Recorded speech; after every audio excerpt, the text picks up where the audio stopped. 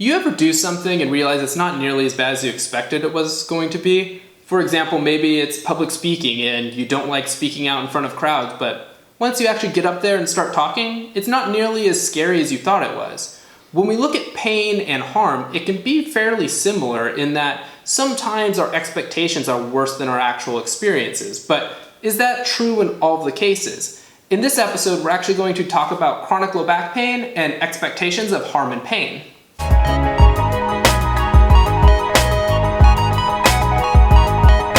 A recent study by Jenny Reiki et al., published in the European Journal of Pain, looked at the generalizability of harm and pain expectations in those with low back pain. The study included 53 individuals with chronic low back pain, and they were randomized into 3 different treatment groups. The first group was a cognitive behavioral therapy group, which was treated as the control group, and that group didn't have exposure therapy included with it. And then there was 2 exposure therapy groups. One was a long version, which was 15 sessions, and then there was a short version, which was only 10 sessions. There were 2 main things that this study was looking at. The first was the ratings of harmfulness, and so what they would do in this study is that before the participants received treatment, they would look at photos of various activities and rate how harmful those activities were. And then after the participants received treatment, either cognitive behavioral therapy or exposure therapy, they would look at similar photos of activities and then rate the harmfulness after they received their treatment. The second portion of this study was the behavioral portion, where the participants would select an exercise or movement that they perceived as harmful, and then they would rate how much pain and harm they expected with that movement, and then they would perform that movement, and then they would rate how much pain and harm that they actually experienced when performing that activity. What the study found was that the perceived harmfulness of activity was reduced in the exposure groups, both the short and long versions, when compared to the cognitive behavioral therapy group. Overall, however, all of the groups did have reduced ratings of harmfulness of the activities. For the behavioral test, the study found that there was only differences in ratings of harmfulness and not ratings of pain.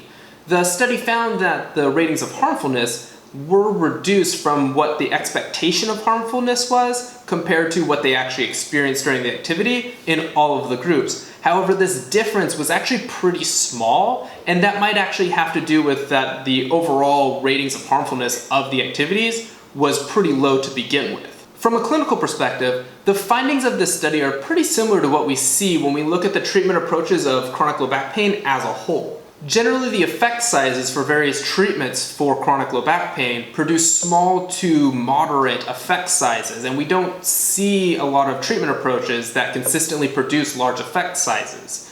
And there just doesn't seem to be a most effective treatment approach when it comes to chronic low back pain. For example, when we look at core stability exercises, which is probably the most common treatment approach, that planks, side planks, bird dogs, glute bridges, dead bugs, all of those exercises designed to specifically strengthen core muscles don't tend to produce better outcomes than other approaches such as generalized exercise. In fact, a recent network analysis published in the British Journal of Sports Medicine, which looked at various exercise types for the treatment of chronic low back pain, concluded that Pilates, stabilization and core exercises, motor control exercises, aerobic training, and resistance training all were recommended for the treatment of chronic low back pain. And that really covers just about every type of exercise that you could prescribe to somebody with low back pain. And while that's frustrating in that there's not one specific type of exercise that produces the best outcomes, it does give us some flexibility to find an exercise type that works best for the patient. But this kind of leaves us wondering, well, how is exercise helpful for those with chronic low back pain if it's not strengthening? And why do people tend to respond differently to different types of exercises when they all have low back pain? And I think that's where this article on pain and harm expectations helps to fill in this gap.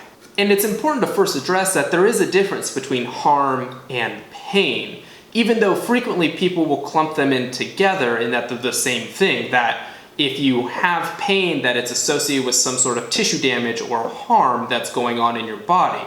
But especially in musculoskeletal conditions and chronic pain conditions, that association isn't very strong.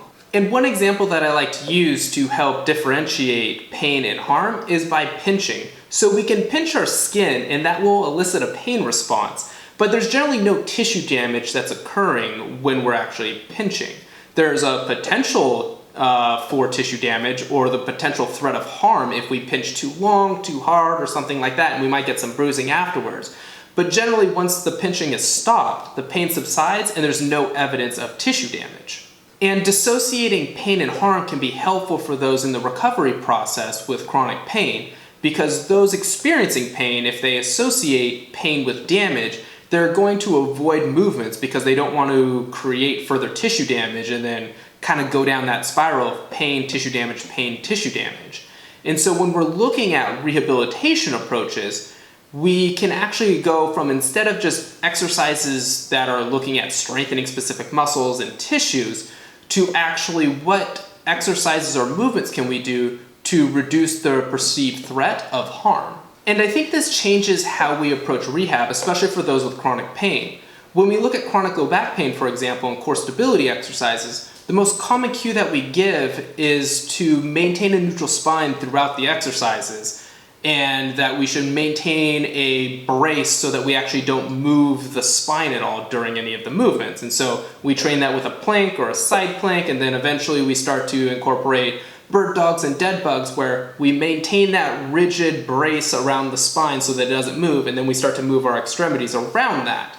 And when we look at those with low back pain, they typically experience pain with movement. They're bending down to pick up something on the ground or tie their shoes, or they're bending backwards to reach up overhead, or maybe they're rotating backwards to grab something out of the backseat of their car.